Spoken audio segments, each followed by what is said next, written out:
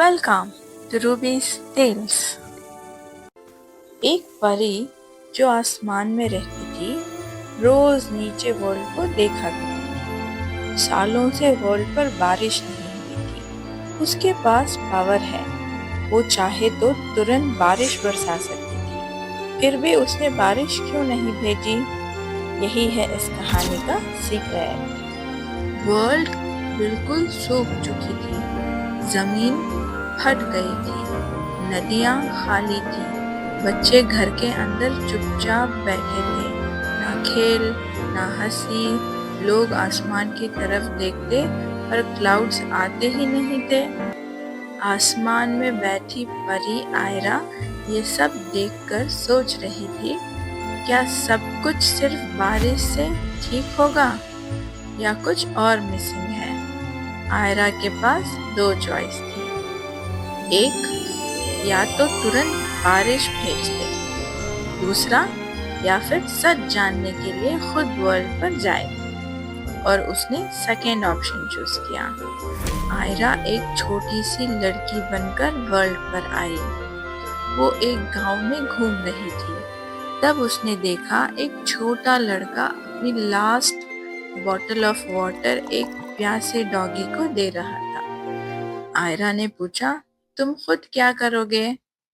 लड़के ने कहा, वो बाद में देख लेंगे। आयरा आगे बढ़ी। उसने देखा एक बूढ़ी आंटी अपने पास जो थोड़ा सा खाना था वो भी दूसरों के साथ शेयर कर रही थी। फिर उसने कुछ बच्चों को देखा, ना पानी ना टॉयज, फिर भी वो मिट्टी में हंसते हुए खेल रहे थे जैसे उनके पास सब कुछ हो।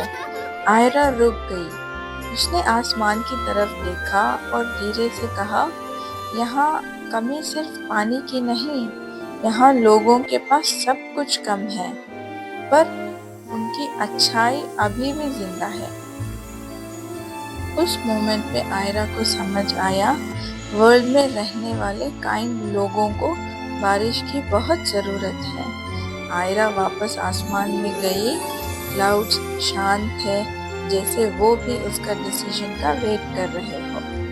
आयरा मुस्कुराई और बोली, अब वक्त आ गया है। उन्होंने सब कुछ खो दिया पर इंसानियत नहीं। अब हम उन्हें और प्रॉब्लम्स नहीं देंगे। और फिर एक बूंद जमीन पर गिरी, फिर दूसरी, फिर तीसरी, और कुछ ही पलों में तेज बारिश शुरू हो गई। बच्चे घर से बाहर भागे, खुशी से नाचने लगे।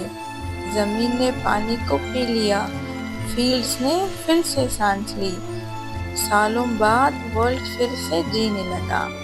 आयरा आसमान से सब देख रही थी। उसने कहा, मिरेकल बारिश नहीं होती, मिरेकल वो लोग होते हैं जो मुश्किल वक्त में भी हैप्पी रहना नहीं छोड़ते। इस स्टोरी का मॉरल ये है, खुशियाँ मुश्किल वक्त में भी छोड़नी नहीं चाहिए। Stay happy even in hard times.